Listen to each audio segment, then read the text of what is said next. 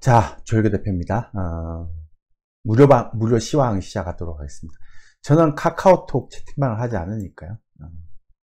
속지 마세요. 그리고 제 프로필은 다 아시죠? 25년, 내년이면 26년 차가 되네요.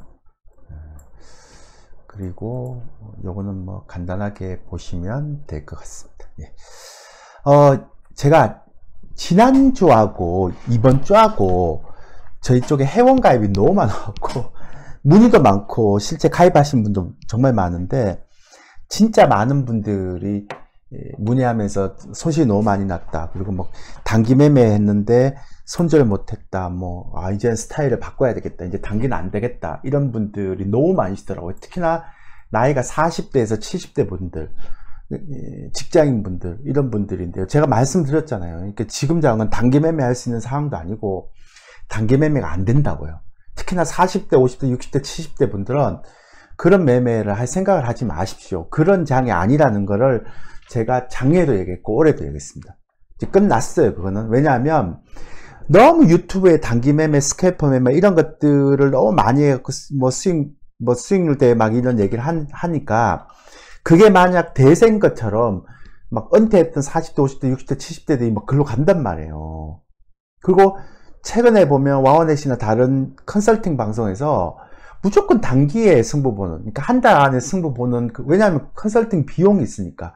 내가 컨설팅 비용을 60만 원 냈으면 50만 원 냈으면 그걸 뽑아야 되잖아요. 그래서 막 종목을 막 남발하고 단타해서 수익 내야 된다, 이런 잘못된 사고를 심어주니까 그게 진짜인지 알고 그렇게 하다가 딱 손절도 못하고 막 그런 분들이 굉장히 많으세요. 저희는 그런 거 하지 않습니다. 그러니까 다시 한번 말씀드리지만, 저희 방에 가입하시려고 하신 분들 제가 또 일일이 설명을 해줘야 돼서, 그래서 미리 제가 요건 좀 설명을 드릴게요. 단타 매매는 일절 하지 않고요. 저희는 그런 매매는 아예 안 합니다. 돈이 안 된다는 거 알고 수익이 안 난다는 거 아니까. 여유 있는 중기 투자 매매고요. 그 다음에 최소 투자 금액이 5천만 원 이상이고요. 좀 제발 부탁드리는데 좀 천천히 하실 분들, 그런 분들을 좀 가입을 해 주십시오. 뭐 단타 매매 해갖고 손해 많이 났는데 뭐 복구할 수, 안 되죠. 단타 매매를 했는데 또 단타 매매를 이렇게 안 하는 쪽에 와갖고 단타 매매를 해갖고 복구할 수 있습니까? 안 된다니까요. 그런 거는 얘기하지 마시기 바라겠습니다. 자꾸 이렇게, 그러니까 문의가 너무 많이 오는데 그 중에 한 반 정도만 가입을 하시고요. 반은 제가 아예 못 가입하게 됐습니다. 그런 마인드는 안 된다. 그러니까 단타 매매 하실 분들은 아예 상담도 하지 말고 끊어버리거든요, 제가. 자, 이번 주에 무료 시황의 가장 큰 주제는 2차 엔캐리 청산 리스크가 이제 있잖아요. 제가 지난번에도 말씀드렸지만 증시 최대 불확실성이 부각되고 있고요. 그 다음에 지수 하락 변동폭 확대 시 하반기 이제 주도주를 선별해가는 과정이 필요하다. 그러니까 주도주 변화가 있다. 이건 뭐 제가 3주 전부터 계속 얘기했던 거니까요. 그거에 대해서 설명 좀 드리고자 합니다. 어제 그 야간 선물이 이제 소폭 상승했고요. 이제 나스닥이나 이런 것도 S&P도 폭락전의 가격대까지 올라와 버렸죠. 우리 증시는 아직까지 안 됐는데요. 미국 증시는 금방 이제 폭락전 증시까지 딱 올라와 버렸습니다. 지수대까지. 그 다음에 빅스도 공포지수입니다. 이것도 50까지 올라갔다가 20.37까지 떨어졌습니다. 그러니까 조금은 안정되고 있다고 했죠. 제가 지난번에 말씀드렸잖아요. 8월 초에 엄청난 변동성이 나오고 나면 그 다음부터는 조금 이제 숨고르게 하면서 종목 장세로 갈 것이다 라는 얘기를 지난 2주간의 무료 시황을 통해서 말씀드렸습니다. 뭐 픽테크는 그냥 반등을 해도 그냥 숨고르기 사항이에요. 그러니까 새롭게 주도주로 막 부각된다고 얘기하는 것은 이런 쪽에서는 없죠. 그래서 이제 미국은 이제 픽테크는 그냥 횡보의 개념으로 들어가는 거고, 아마 제가 볼 때는 픽테크를 제외한, 그 다음에 M7을 제외한 나머지 종목들에서 하반기 주도주나 이 스타 종목이 나올 거예요. 미국도, 우리도 마찬가지겠죠, 그죠? 그렇게 보시면 되고, 상품 시장에서 조금 특이한 케이스는 10년물 국채 금리가 4포인트까지 이제 올라갔다 좀 떨어졌죠. 3.94입니다. 아무래도 금리 인하에 대한 부분들이 이슈가 됐을 때는 3.56까지 떨어졌잖아요. 그리고 이제 유가는 제가 계속 강조드리지만 중동의 위기감이 굉장히 있는데도 불구하고 유가가 80불, 90불 안 가요. 그 얘기는 이 시장 내부에서 지금 아직도 경기에 대한 불안 요소 이런 것들이 지금 잔재하고 있다는 얘기잖아요. 만약 그게 없으면 지금 흐름의 중동의 어떤 저 정도의 긴장감이라면 벌써 80불대 중반에서 움직여야 되는 게 맞죠. 그래서 이건 조금 그렇고, 비트코인도 6만 불에서 잘 안 떨어지고요. 그런 형태의 흐름을 보시면 됩니다. 사실 이제 미국 증시는 소강 국면에 들어가고 이제 조금 있다가 2차 하락을 하느냐 안 하느냐, 그게 이제 가장 큰 변수라고 보면 되겠죠. 국내 증시 분석을 보면 8월 9일 날 이제 요게 이제 되게 재밌는 게 8월 9일 날 기준을 보면 외국인들이요 롤오버 26,000계약까지 포함시켜서 4,700계약밖에 안 남았습니다. 즉 고점에서 다 롤오버 했던 것들을 다 이익신 했다는 거예요. 그리고 이번에 되게 재밌는 거는 그 8월 5일 월요일 날요 선물로 320, 330 왔을 때, 그리고 이때 지수가 한 280포인트, 거의 300포인트 가까이 빠졌을 때요, 장막판에 외국인들이 선물을 12,000계약을 돌려버렸어요. 그러니까 매도하다가 장막판에 매수 12,000계약으로 돌려버렸거든요. 그러고 나서 이번 주 내내 화, 수, 목, 금 올리면서요, 막 지수를 빼는 게 아니라, 그러니까 월요일날 싸게 샀던 이 선물을 이렇게 지수를 올리면서 조금씩 이익신 하더라고요. 그래서 야, 외국인들 진짜 잘한다. 그래서 월요일날 막 280포인트 떨어질 때 선물 최저가에 사서 바로 막 다음날 바로 막 다 파는 게 아니라 올라갈 때마다 조금씩 이익신 하는 거예요. 그러니까 지수를 막 끌어내는 게 아니라 지수가 올라가는 것들을 그대로 방치하면서 월요일날 싸게 샀던 그 선물 그 12,000계약을 저 위에서 다 팔더라고요. 롤오버까지 포함되어 있는 거잖아요. 그죠? 그래서 야, 얘네들 진짜 잘하는구나 라는 생각을 했어요. 그래서 이제 아까도 말씀드렸지만, 그리고 또 하나는 이번에 왜 월요일 날이 단기적인 바닥인가 하면, 그때 풋옵션이 역대 최고치 수익률이 났어요. 그러니까 월요일 날. 그러니까 풋 위클리긴 하지만 풋 340이요. 그날 기준으로 112,900%가 났습니다.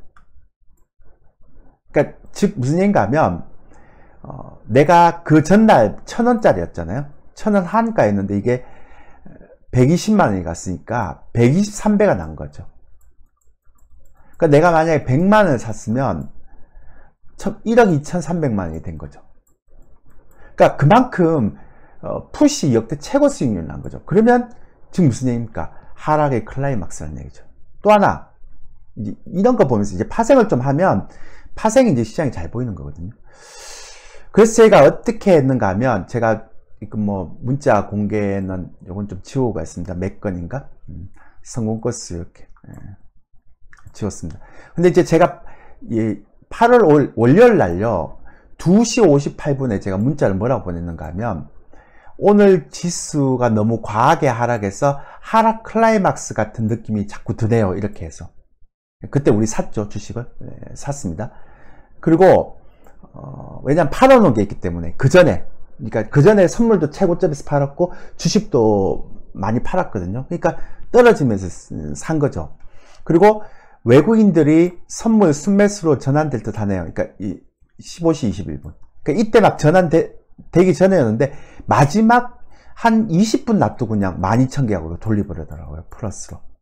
그리고 코스닥이 이때 5천억. 그러니까 코스닥을 단 한 번도 사지 않았던 외국인인데 하루에 5천억을 산 거예요. 그러니까 코스닥이 원체 많이 떨어지니까. 그래서 제가 이날 하락 클라이막스다라고 얘기를 하면서 문자를 보냈거든요. 그 이후에 급반등을 해버렸잖아요. 그러니까 파생을 좀 읽을 줄 알면 지수의 고점과 대충의 저점을 잡을 수가 있단 말이에요. 그러니까 근데 여기서 섣부르게 고점이다 저점이다 판단하는 게 아니라 확인하고 이제 시장을 보고 판단해야 되니까. 근데 가끔씩 막 섣부르게 막 들어가고 이러시면 진짜 파생은 다 죽죠. 그리고 절대로 제가 파생은 레버리지를 하지 말라는 이유가, 레버리지를 하는 순간 어떤 급격한 변동성에 반대 매매가 나와버리잖아요. 내가 갖고 있으면 수익이 좀 높게 사더라도 수익이 나는데, 레버리지를 쓰는 순간 파생은 반대 매매가 나가니까 아웃이에요. 주식도 마찬가지예요. 과도한 신용을 써버리면, 요번 같은 그런 케이스에는 반대 매매가 나와서 최저가에서 내 물량이 떨어져 버리는 거거든요. 근데 다행스럽게도 뭐냐면 이번에는 좀 특이한 케이스가 8월 5일 날 이게 보시면 아시겠지만 8월 5일 날 지수가 234포인트 그리고 이제 100포인트 때는 별로 아닌데 235포인트가 떨어지는 날요. 고객의 탁금이 엄청나게 증가됐습니다. 그러니까 좀 빠르신 분들은 이건 기회다라고 생각했겠죠. 그래서 주식에 돈을 다 넣은 거예요. 그래갖고 5조 6천억이나 증가됐다가요. 그리고 다음날 반등이 됐죠. 이렇게 반등은 많이 못해. 어제도 이제 반등했지만 이게 9일까지 나와야 되는데 반등할 때 거의 다 들어왔던 고객의 탁금이 빠져나가죠. 그러니까 뭐냐면 이때는 분명히 쌌는데 그러니까 올라오면서 이제 점점 판 거죠. 이게 들어오면서 고객의 탁금 들어왔을 때 판 거죠. 왜냐하면 이게 중기적으로 볼 때는 이제 경기와 고평가대한 미국 증시가 고평가대에서 떨어졌기 때문에 이런 것들에 대한 확인을 해볼 필요가 있겠다. 그러니까 단기적으로 너무 싸게 빠져갖고 사긴 했는데 계속 이걸 가져가기에는 좀 부담스러웠던 부분이 있겠죠. 스마트머니도. 그래서 스마트머니가 들어왔다가 그냥 조금씩 빠져나갑니다. 아마 이제 내일 나오면 알겠지만 8월 9일 금요일치도 보면 계속 빠져나갈 거예요. 그러니까 스마트머니도 이번에 많이 떨어졌을 때 들어왔던 거는 단타를 하고 나가는 거 아니면 단기적인 매매를 하고 좀 나가는 느낌이 있다. 그러니까 예전 같으면 이렇게 시장 떨어질 때 사놨으면 올라갈 때도 계속 사는 게 형태거든요. 이게 바닥이라 생각하고. 근데 이번 경우는 스마트머니가 들어왔는데 바로 빠져나가요. 그래서 조금은 제가 이상하다 라는 생각했죠. 그것도 좀 중요한 거고요. 또 하나는 파생은 반대 매매가 되게 많이 나왔는데 의외로 주식이 있잖아요. 이렇게 이때 100포인트 떨어지고 234포인트 떨어질 때 이때는 신용융자가 생각보다 많이 안 나왔어요. 근데 이제 겁을 먹잖아요. 그러니까 반등할 때 이럴 때 이제 막 많이 나오더라고요. 이렇게 막 1조 3천억 6천억 아마 이제 8월 9일 날도 엄청나게 많이 나왔을 거예요. 그래서 신용융자가 이제 어느새 17조까지 떨어졌어요. 그러니까 작년까지만 하더라도 25조까지 있던 게 그 다음에 저작년 2021년도 이제 작년 10월 달에 22조 5천억 그리고 이제 불과 이제 8월 8일 날 목요일 날 17조까지 떨어진 거죠. 이렇게 그래서 계속 이제 신용은 빠지는 거죠. 이제 그래서 이게 국장에서 미국장으로 가면서 신용은 계속 외국인들이 이제 우리 개인들이 신용을 좀 뜯어내고 있는 형태의 모습인 것 같아요. 그런 흐름이 좀 나타나고 있다는 거고. 그 다음에 그럼에도 불구하고 아직까지 외국인들이 현물 매도는 그렇게 급하게 빠져나가는 흐름은 안 보이고 있죠. 그래서 1분기에 15조 8천억 산 거, 2분기에 6조 6천억 산 거. 근데 3분기에 이렇게 굉장히 요동을 치는에도 불구하고 이제 한 9천억 팔았습니다. 그러니까 2021년 1분기하고 2022분기 3분기하고는 좀 다르죠, 느낌이. 그리고 2021년 4분기 그 다음에 2022년 이럴 때하고 느낌이 좀 다릅니다. 물론 이게 또 급속하게 매도가 나오면 또 제가 얘기를 해드리겠지만 아직까지 전체적인 어떤 추세는 현물 추세는 좀 괜찮다. 단 이제 파생을 가지고 이제 막 시장의 하락 변동성을 일으키는 형태의 흐름이다. 이렇게 보시면 됩니다. 지금 미국 증시는 엄청나게 고평가됐고요. 불과 제가 지수 선물 400선 청산하기 전에 국내 증시는 오히려 엄청난 저평가 구간에 들어가 있어요. 그래서 나중에 이제 제가 고민하는 건 미국 증시가 혹시라도 2차 하락을 했을 때 우리 증시는 걔는 어차피 고평가인데 고평가가 약간 풀린 정도고 한국은 이제 어차피 저평가였는데 더 저평가됐던 거니까 한국 시장하고 미국 시장에 좀 차별화 장세, 디커플링이 나올 수 있을까에 대한 그 부분을 되게 고민했는데 처음에 떨어질 때는 한국 증시가 더 떨어졌더라고요. 이번 주에는. 그죠? 지난주 이번 주는. 근데 요것도 이제 제가 조금 앞으로는 지켜보는 요인이다라고 보시면 되죠. 그리고 또 특이한 거는 이번에 거래소 쪽은 엄청나게 파는데 이번 지수 하락에 생각보다 외국인들이 코스닥에 들어와요. 이런 적이 잘 없었거든요. 코스닥에 외국인 매수가 들어오더라고요. 5천억 샀어요. 첫날 5천억 사고 그 다음에 잘 안 샀는데 그래도 첫날 한 250포인트 떨어질 때 그날 5천억 사더라고요. 그러니까 그동안 코스닥이 너무 많이 떨어져서 그런 것도 있고, 근데 수급이 확실히 외국인들은 안 들어오는 수급이었잖아요. 그래서만 들어오고. 근데 2분기 3분기입니다. 이거 죄송합니다. 이거 3분기입니다.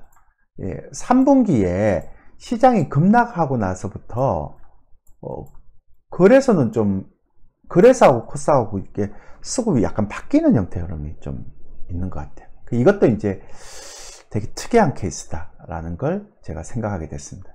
앞으로 계속 봐야죠. 그 다음에 또 하나는 뭐냐면 곧버스인데요.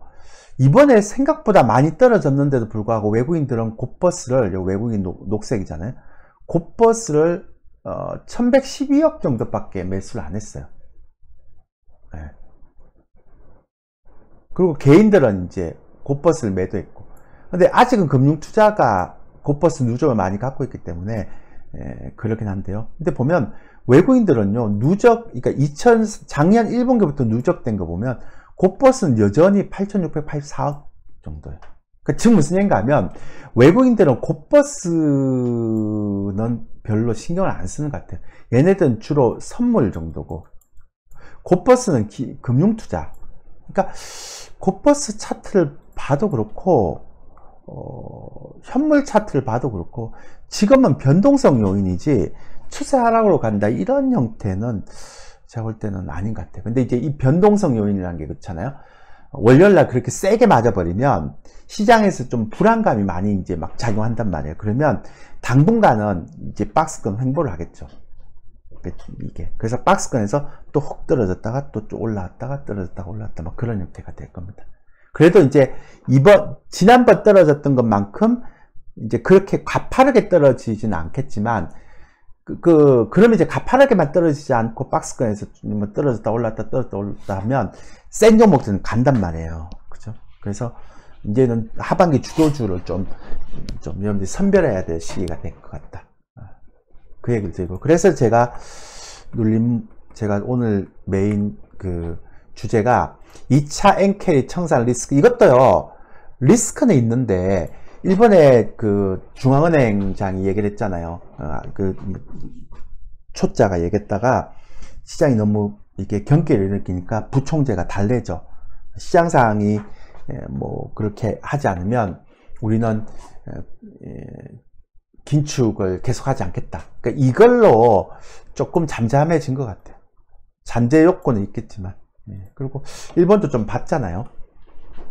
이번에 자기가 말하면 잘못했다가 이게 시장이 얼마나 크게 요동을 치는가. 그래서 좀 조심할 것 같아요. 앞으로도.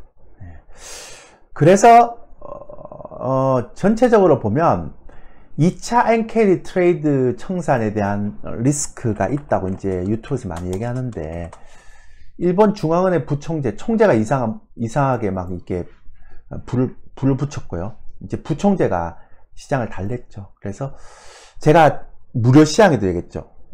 1차 엔캐리 트레이드 자금 청산되면 고평가된 기술주가 폭락하다고. 마찬가지로 혹시라도 2차가 또 엔캐리가 청산되는 것 딱 하나밖에 없죠. 왜냐하면 일본 또 중앙은행에서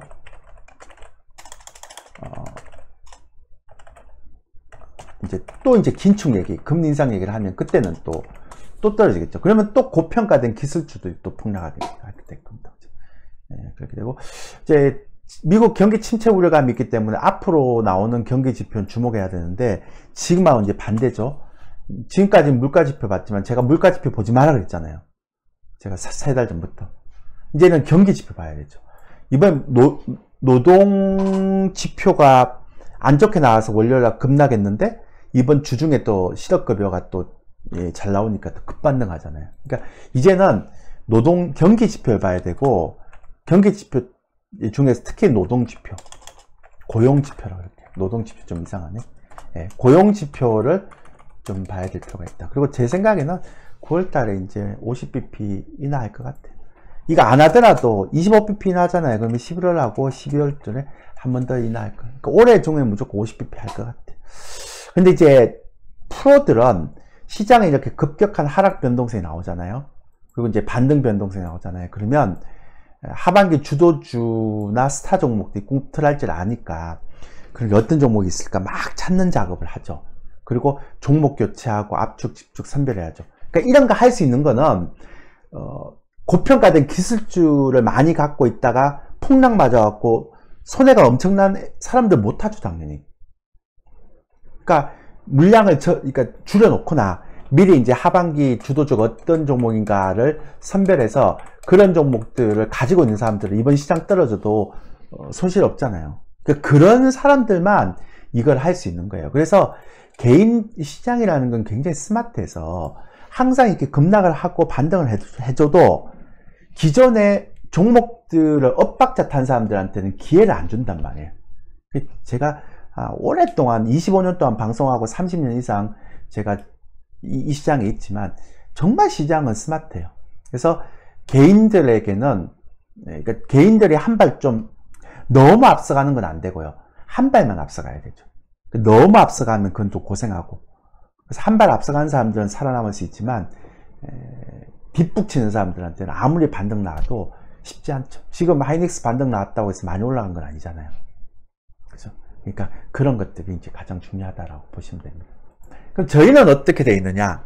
저희는 이제 제가 작년에도 운영을 되게 잘했고 올해도 운영을 되게 이제 컨설팅 되게 잘했는데요. 이게 이제 수익금이 만원 단위죠. 그래서 수익금 다 이렇게 해놨으면 초기 투자 금액을 1억을 산정을 했을 때 뭐 5천만 원으로 산정했으면 이제 5천만 원 이렇게 되겠죠.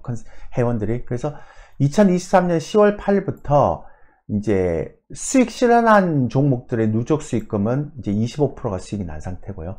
지금 현재 보유하고 있는 종목의 수익금은 255만 원입니다. 2.5%. 그래서 이미 수익 실현한 거는 25%고 지금까지 포함시키면 이렇게 시장이 많이 떨어져도 28% 정도 수익이 났습니다. 그러니까 저희 회원님들한테는 제가 하나 약속을 했는데 올해 연말까지 한 플러스 한 40% 누적 1년치 누적 40% 수익 내서 올해 연말에는 저희가 좀 간단하게 강연회를 하나 하든지 뭐 이렇게 모임을 하나 세미나를 하자 이렇게 제가 약속했고요. 작년 1년 동안도 제가요 작년에도 저희가 한 연간 수익률이 한 38% 정도 되는 것 같아요. 그러니까 꾸준하게 한 30에서 40%가 나오더라고요. 요즘은 그만큼 제가 리스크 관리도 잘하고 좀 안전하게 해서 그런 것 같아요. 워런 버핏도 뭐 연간 17%밖에 안 되는데 잘한 거죠. 특히 올해 같은 경우는 이게 시장이 별로 안 좋았잖아요. 그죠? 그럼에도 불구하고 굉장히 지금 선방하고 있습니다. 왜냐하면 단일 종목으로는 50% 100%짜리도 많죠. 근데 전체 투자 금액 대비해서 이렇게 누적 수익률 이렇게 가져가는 건 쉬운 게 아니죠. 그죠? 그래서 말씀드린 거고. 다시 한번 말씀드리지만 또 이런 얘기하면 또 엄청나게 또 문의가 오겠죠. 근데 주말에 문의하셔도 됩니다. 상관없습니다. 근데 제발 부탁인데 좀 단타에서 잃었던 분들 있죠. 그런 분들 전화하지 마세요. 어차피 그런 분들도 단타할 거 아니에요. 단타에서 또 수익이 낼 거 아니에요.